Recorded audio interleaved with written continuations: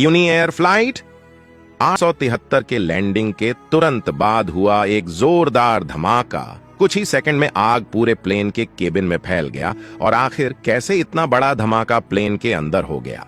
हर सामान को अच्छे तरीके से एयरपोर्ट पर चेकिंग किया जाता है, उसके बाद ही प्लेन के अंदर सामान को लोड किया जाता है। फिर आखिर कैसे इतना बड़ा धमाका हो गया प्लेन के अंदर? क्या किसी तरह की साजिश थी या फिर इत्तेफाक? चलिए पता लगाने की कोशिश करते हैं।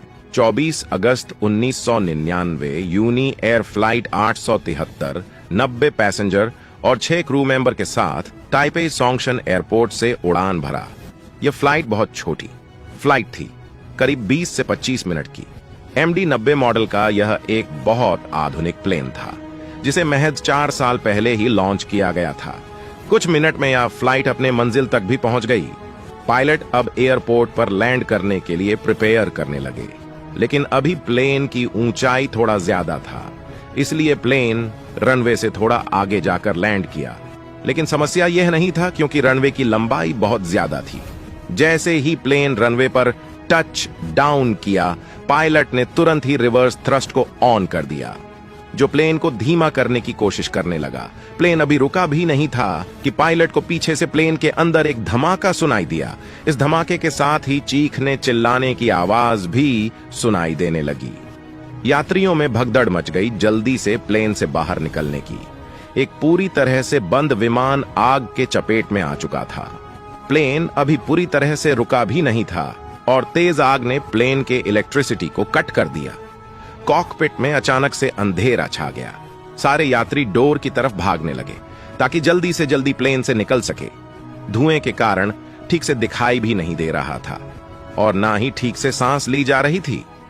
कुछ ही सेकंड में प्लेन रुक गया। सारे यात्री प्लेन से जल्दी जल्दी बाहर निकलने की कोशिश करने लगे। सारे यात्रियों को बाहर निकालने के बाद कप्तान चीख चीख कर आवाज देता रहा, क्या कोई अभी भी प्लेन के अंदर फंसा हुआ है? यात्रियों को सुरक्षित निकालने के बाद कप्तान सबसे आखिर में प्लेन से सुरक्षित बाहर निकले। उधर फायर फाइटर के दल कुछ मिनटों में पानी की बौछार प्लेन पर करने लगे। विशालकाय प्लेन पर लगातार पानी डालने के बाद आग की लपटें शांत हो गई। आग बुझाने के बाद फायर फाइटर तुरंत ही प्लेन के अंदर दाखिल हो गए कि कहीं कोई व्यक्ति प्लेन में तो नहीं फंसा है। खुशी की बात यह थी कि प्लेन के अंदर कोई भी व्यक्ति फंसा नहीं मिला, यानी कि सभी पैसेंजर प्लेन के बाहर निकल चुके थे। सारे घायलों को हॉस्पिटल ट्रीटमेंट के लिए भेज दिया गया। करीब 27 लोगों को गंभीर चोटें आई, जिनमें से एक की मौत हो गई। इन घायलों में से एक गर्भवती महिला भी थी, जिसके कोख में पल रहे बच्चे को बचाया नहीं जा सका। यह हादसा और भी भयानक रूप ले सकता था। अगर धमाका हवा में हो जाती तो पर शायद सभी लोग मारे जाते, लेकिन होने को तो कुछ और मंजूर था। घटना के अगले दिन ही ब्लैक बॉक्स को डिकोड करने के लिए भेज दिया गया। दूसरी ओर इन्वेस्टिगेशन की टीम प्लेन के अंदर सुराग ढूंढने में लग गई थी।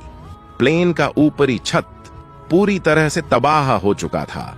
छोटी सी छोटी चीज को बारीकी से जांच करने के बाद भी प्लेन के अंदर बम ब्लास्ट का सबूत नहीं मिला।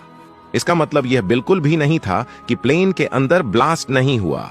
इन्वेस्टिगेशन की टीम सारे पैसेंजर की इंटरव्यू और क्रिमिनल रिकॉर्ड निकालने लगी। सारे यात्रियों से जब धमाके की लोकेशन पूछी गई तो लगभग सभी का जवाब एक ही था, आग की लपटें आगे से पीछे की तरफ आई थी। मतलब हो ना हो यह धमाका आगे की ही ओर हुआ होगा। अब इन्वेस्टिगेशन की टीम ब्लैक बॉक्स में सुराग ढूंढने की कोशिश करने लगी। कॉकपिट वॉइस रिकॉर्डर और फ्लाइट डाटा रिकॉर्डर से यह खुलासा हुआ कि फ्लाइट में सब कुछ नॉर्मल था। धमाके से 1 मिनट पहले किसी को यह अंदेशा नहीं था कि यहां पर एक धमाका होने वाला है। सुराग के नाम पर बस एक आवाज थी धमाके की, जिसे कॉकपिट वॉइस रिकॉर्डर ने रिकॉर्ड कर लिया। फ्लाइट 873 में धमाके की तुलना अलग अलग धमाकों के साथ किया जाने लगा, लेकिन एक भी आवाज उस धमाके से मैच नहीं किया।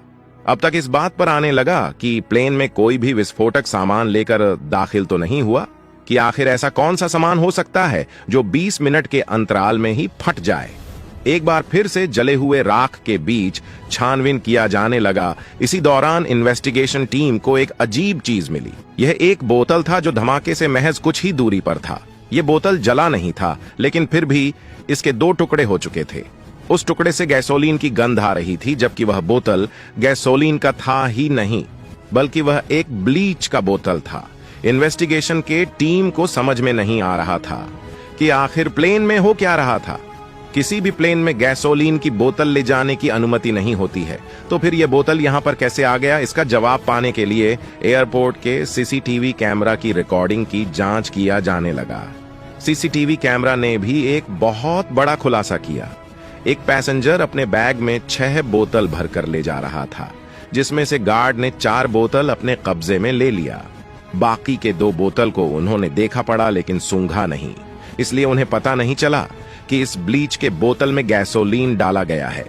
फिर तुरंत ही उस गार्ड को पूछताछ के लिए बुलाया गया। उसने कहा कि उस बोतल पर ब्लीच लिखा हुआ था, और उस यात्री ने भी कहा कि हम अपने घर के साफ सफाई करने के लिए इस ब्लीच को ले जा रहे हैं। उस यात्री ने इतनी सफाई से कहा कि मुझे यकीन हो गया कि उस बोतल में ब्लीच ही होगा, इसलिए मैंने उसे सूंघ कर नहीं देखा। अब पुलिस की एक टीम तुरंत ही उस यात्री के घर जा पहुंची। वह शख्स था कोचीन सुई, जो एक जाने माने हस्ती थे। उन्होंने आइजन एथलीट्स चैंपियनशिप में 6 बार मेडल जीता था।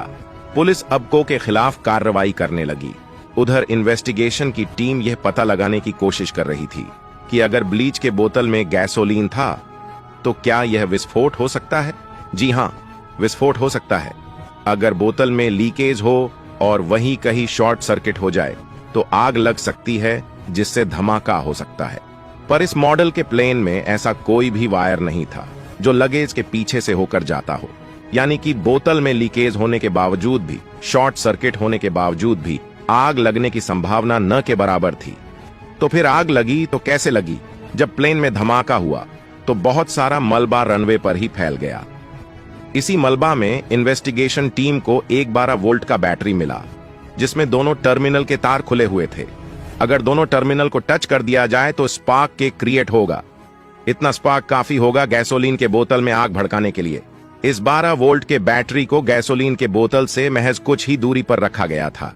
टेक ऑफ के दौरान जब सारे सामान को प्लेन में लोड किया गया होगा, तभी गैसोलीन के बोतल में लीकेज हो गया होगा, और लगातार 20 से 25 मिनट गैस फैलने के बाद जब प्लेन लैंडिंग करने के लिए रनवे से अलाइन हुआ, तब प्लेन जरूरत से ज्यादा ऊंचाई पर था, जिससे प्लेन को थोड़ा सा झटका लगा। यह झटका आम होती है, लेकिन इस झटके ने बैटरी को हिला दिया होगा और बैटरी के तार में स्पार्क हुआ होगा। उधर गैसोलीन 20 से 25 मिनट में पूरी तरह से प्लेन के अंदर फैल गया होगा और गैस बनकर बैटरी तक पहुंच गई होगी, और फिर हुआ होगा एक जोरदार धमाका। महीनों भर इन्वेस्टिगेशन करने के बाद, सारे कड़ियों को समझने के बाद, इन्वेस्टिगेशन की टीम ने बस यही एक तर्क रखा कि हो ना हो प्लेन के अंदर कुछ ऐसा ही हुआ, पर इसका कोई ठोस सबूत नहीं मिल पाया। इन्वेस्टिगेशन की टीम ने इसे एक संभावित घटना करार दिया और एक लंबे समय से चलने वाली जांच को बंद कर दिया गया। उस बैटरी को कौन ले जा रहा था, इस बारे में भी कुछ पता नहीं चल पाया। कोचिंग सुई का केस सालों तक चलता रहा। इन्वेस्टिगेशन खत्म होने के बाद भी, इसके बाद सालों तक केस चलने के बाद कोई पुख्ता सबूत न मिलने पर उसे निर्दोष साबित कर दिया गया। घटना की असल वजह क्या थी, यह आज तक कोई नहीं जान पाया। तो दोस्तों, आज के लिए बस इतना ही। अगर वीडियो अच्छी लगी हो तो लाइक शेयर जरूर करें।